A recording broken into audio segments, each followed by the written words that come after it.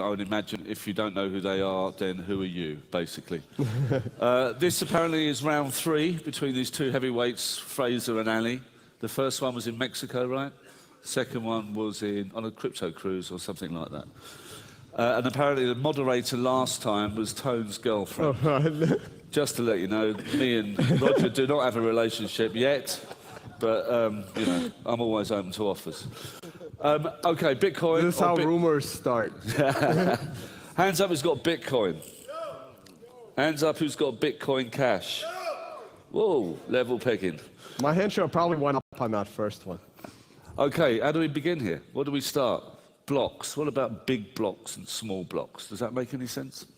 So I'd like to explain exactly why I'm such a big fan of Bitcoin Cash. So yesterday I got to give a talk here, and on every single person's table out there, we had the private key on a golden ticket where you could scan it with any wallet that can import a private key and claim your Bitcoin Cash right from the wallet. We gave $5 to every single person that was in the room yesterday worth of Bitcoin Cash.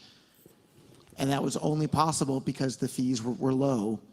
If we tried to do that exact same thing with the BTC version of Bitcoin today, it would be impossible, because to move the $5 from the private key on the piece of paper into your phone, it would cost $3, and then you would have $2 left on your phone. But to send the $2 from your phone to the next person, it would cost $3, which you wouldn't have. And so that's an example of how Bitcoin, the BTC version of Bitcoin's usefulness has been undermined in commerce, because fees currently are about $3 per transaction on the BTC version of Bitcoin, whereas the fees are a fraction of a penny on the Bitcoin Cash version of Bitcoin. And that's why it seems so clear to me that anybody that's trying to actually use a version of Bitcoin for payments, Bitcoin Cash actually works as money. The BTC version no longer does. And I say that as the first person in the world to have started using Bitcoin in commerce for non-black market things. Strong start. So you. Very simple rebuttal. So for the at least the last 9 months or more, I use Bitcoin pretty much every day. I have not paid more than $1 fee for a Bitcoin transaction over the last 9 months, so I have no idea where the $3 average is coming from. Are you calling him a liar? And I have no idea where it's coming from, but I have not had to pay over $1 for a fee in about a year. Pull out your wallet right now and send me some BTC, and let's see what the fee calculation is, and we'll find out right now. So my wallets allow me to set any fee I like. I can send Roger right now $5 with a 5-cent fee, and it will go through. With a 5-cent fee? Sure. Please do, and I'll post it all online later, and we can see they get stuck in the mempool for days or potentially weeks. It's not going through with a 5-cent fee. Why is there such a difference in opinion here? Isn't it obvious which one's going to win out of you two? I think the difference we already know which one won. Roger hasn't... So can I watch and see the fee? Can I look over your shoulder? Is that okay? Sure.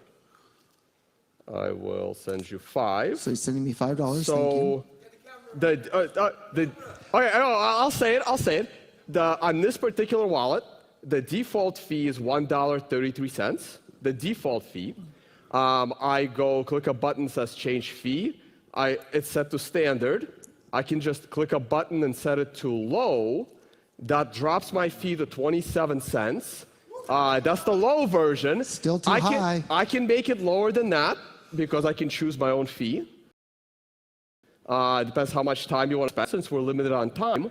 But right now, I'll just use the 27. I can lower it to 5 cents if you like. Lower it to 5 cents, and we'll see how many days it's stuck in the mempool. Set custom fee, Satoshis per byte, 5 Satoshis per byte. I'm not sure how many cents that will be. 7 cents. Let's do it before the weekend. 7 cents. You okay with 7 cents? Set it to 1 Satoshi per byte, like all Bitcoin Cash transactions are. No one uses Bitcoin Cash. That's why it's so cheap to send it. So that's an absolute lie, and anyone can go and see the number of transactions happening on the network. Let's go ahead and lower it to 1 Satoshi per byte. Mate, get on. We've only got a few minutes. Lower it to 1 Satoshi per byte, and I'll bet... 1 cent fee. There it goes. What does it say? It says transaction success? Well, it's sent. Okay. It needs to get confirmed. So here you go, Tone. If that gets included in a block today, I'll donate $10,000 to the charity of your choice. Woo.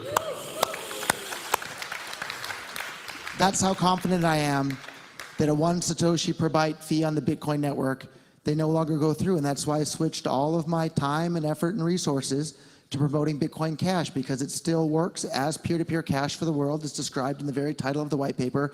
It has a giant, passionate community of users all over the world that are busy and intent on building this peer-to-peer cash for the for the entire world, because that's the name of the game. Let's bring more economic freedom to the entire world by having peer-to-peer cash. If you just have some sort of store of value HODL thing, how does that help people in Africa? How does that help people all over the world? How does that help people in the first world even? We need to have something that works, and it needs to work for everyone, every time, every place, quickly, reliably, and cheaply. And the BTC version of Bitcoin no longer does. Bitcoin Cash does. And that's why in the long term, I'm confident that the market cap of Bitcoin Cash will surpass the BTC version of Bitcoin, because Bitcoin Cash offers fast, cheap, reliable transactions. The BTC version has slow, expensive, unreliable transactions. When you try and make a cheap transaction, you'll see it's going to be stuck in the mempool. Thank you, Tom. Well, normally, I still occasionally use on-chain for $5 transactions because I'm a little bit lazy, but I should really be using Lightning for those transactions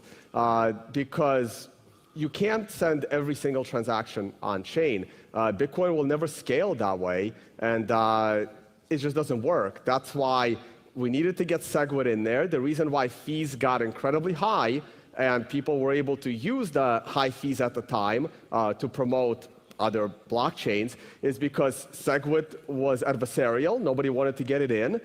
Since SegWit has been in, the fees have dropped substantially, but SegWit allows second layer scaling.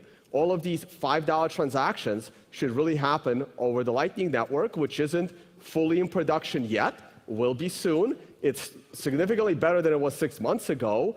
And I've already started using it. Many people are. And give it another year, and every single transaction from $5 and under will be over Lightning. Eventually, all transactions under $100 will be on Lightning.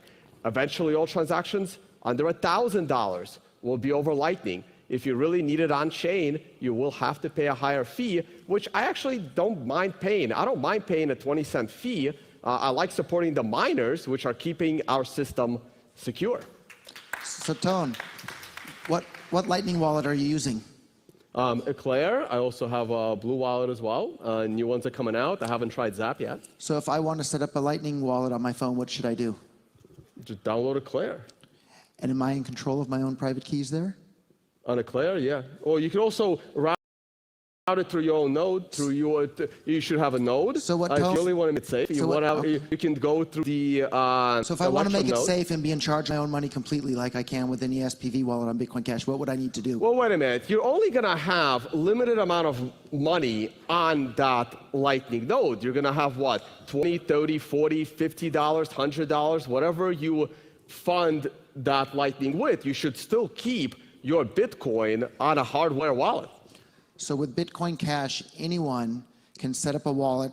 It'll literally take longer to download the wallet app than it does to start using it, and you are in 100% complete control of your own money, and there's nothing that anybody can do to stop it. With a Lightning wallet, how many hours or days is it going to take you to get everything set up to be in 100% complete control of your own money, Tone? Of your own money? Yes, but your own you money. Shouldn't have everything on the Lightning Network. It's a second layer scaling solution. So if you should still keep your Bitcoin either in your own node or on-chain. So you're not answering my question. My question is, if I want to be in 100% complete control of my own money with a Lightning wallet, how long is it going to take me? You shouldn't do that. Like it What doesn't should I matter do, how long Tone? it is. What should I do if I want to be in charge of my own money and use Lightning wallet? What should I do? You can set it up. It'll take you a little bit of time. A little bit means how long?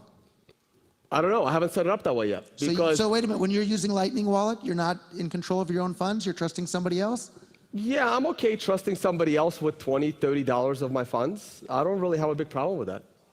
And how often do you top back up your $20 or $30 in your Lightning wallet? I don't. It's $20 or $30. So you ever spend the $20 or $30? No, I do. I don't back it up. I don't write down the private key and hide it and put it in a safe deposit box. You don't make backups of your private keys. You don't top up your Lightning wallets. You don't even use the money in the Lightning wallet. Is that what you're saying? No, I use it, but I don't. So when you use it and you no longer have money in the Lightning wallet, what do you do to put more money in the Lightning wallet? Just transfer more Bitcoin in from a more secure wallet. And about $20 or $30 at a time? Yeah. And what is the fee to transfer that $20 or $30 additional money into your Lightning wallet? 1 cent, like I just sent you. So actually, I have news about that. I was checking my wallet here, and it looks like because the fee was so low, it looks like the network didn't even detect the transaction, and it's not. Looks like it didn't even get relayed by the node, so it hasn't even arrived in my wallet yet. So. I've just got a message here. It says, Whoa. No, I see the transaction. I see Can the we take a look transaction. together? I don't have the transaction ID, so. Yep. No, What does no. it say? It says unconfirmed, but Yep. that is your transaction. And so it says priority 23,836 out of 24,355 transactions. So that Okay. means that if every single transaction on the Bitcoin network were to completely stop right now, and every single block is only clearing the backlog of transactions on the Bitcoin network, right now it would take about 10 blocks, so about an hour and a half before his transaction gets included in a block. If every single Don't I have other a Bitcoin day to make transaction 10,000? stops. Don't I have a day to get the $10,000? You do, and it's not going to make it because the network, people are making transactions every single time. So if the Right. People are using the network. You should not be paying 1 cent fee when so many people are using the network. or you could just switch to Bitcoin Cash and pay a tenth of a penny per Which one transaction. uses it? Who am I going to send it to? Pull that wallet right now. Oh, I don't have a Bitcoin wallet. I'm a I Bitcoiner. guess he likes wasting his money. So is there anything you two agree on? Do you agree on anything? I don't know how many altcoins do you like, because I don't like them all. What do we agree on? Well, your debate with Nouriel Roubini, who doesn't like any coins, would have been. I would have had to take your side on that one. There's other problems with the way Bitcoin Cash was scaling. Is that we don't have infinite free storage. As blocks get bigger, I actually wouldn't be surprised once everyone is using Lightning for all these little transactions that the block size would actually get lowered below 1 megabyte. Luc Dashjur really wants it to be 256 kilobytes now, and there's a reason for that, and the biggest reason is the bigger the cumulative size of the blockchain, the more discouraged you are from running a node. And the less nodes we have around the world, the more centralized this decentralized system becomes, and then I may not even trust it anymore to be decentralized, censorship-resistant money. when was the last time you made a purchase with your Lightning Network wallet?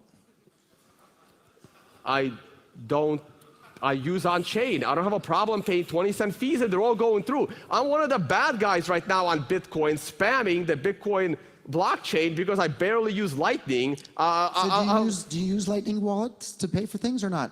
No, I still use on-chain. I pay a 20-cent fee. I don't have a problem with it because I don't buy things that are that cheap. So just to clarify, my Bitcoin transactions are usually $20 and up, and I don't have a problem paying a 20-cent fee. So to clarify, so you're busy advocating all day, every day that everybody use something that you don't even use yourself? I don't need to. I'm happy paying a 20-cent fee. If I really need to start sending $1 transactions and I'm too cheap and I want to pay a 1-cent fee, I will absolutely use my Lightning wallet. I'm okay using the on-chain right now. It's not that cluttered for me, and I don't buy little things. But if I was, the store on tonebase.com accepts Lightning transactions. But How often or how many times per day do you get payments via Lightning for your stuff? I don't manage that part of my website. I'll have to find out. You're on the ropes a bit here, mate, I think. He was clever in getting the microphone, so he looks like he's bossing it. We haven't got long. We're going to do Well, but that's the a thing. vote. The fact that I don't even use the Lightning Network yet tells you That's a that it's quote. not absolutely necessary. On-chain Bitcoin still works just fine. But when it gets really congested and I really want to pay cheap fees, of course I'll switch to Lightning. So I guess one final question maybe. So in our first debate 3 years ago, and I quote, Tonebase said, SegWit solves all of Bitcoin scaling problems immediately. Do you still agree with that? Yeah, I mean, The transactions became pretty cheap within a few $3 months. per transaction at the moment. It was Absolutely not. The average transaction was $50 at the end of 2017, and I myself personally was paying thousands of dollars in fees for single Bitcoin transactions. Well, that's because your business revolved around micropayments. No, which, I was moving tens of thousands of dollars around at a time, and I was paying around $1,000 to $1,500 in fees per transaction to move those BTC but around. fees have been under one. Every transaction I've sent has been pretty much under $1.50 for the last 9 months. They all went through fairly quickly, and I could have done it lower. There's no money in my wallet. It doesn't look like it even got broadcasted to the network. Oh, come Tom. on. Yes, it did. Hey, Are you listen, sure, guys, you didn't give me a Bitcoin Cash wallet? I'm sure I used a BTC For me to address. scan? Please text me the address and we'll keep an eye on finish it. Clever move in the microphone, by the way. Okay, so we're going to have like... You've got to shout for which one you liked, right? So, there you go. So there's always one. Who likes fast, cheap, reliable transactions? Whatever the coin is, anything that All right, works guys, is what I'm advocating. if Bitcoin Cash had as many transactions as Bitcoin does right now, their fees would actually be bigger. There was a report about 9 months ago where someone went and took a look at the Bitcoin Cash current fee and compared it to when Bitcoin had that kind of action, which was like back in 2011. This is the equivalent. The amount of fees going on Bitcoin Cash, Bitcoin had that kind of action back in 2011, and those fees were lower than Bitcoin Cash fees are. Okay, awesome, awesome. And also, there was like one wallet that was sending like 80% or 60% of all of Bitcoin Cash transactions. Whose wallet was that, Roger? Okay, stop it now. Let's have a round of applause for Tone.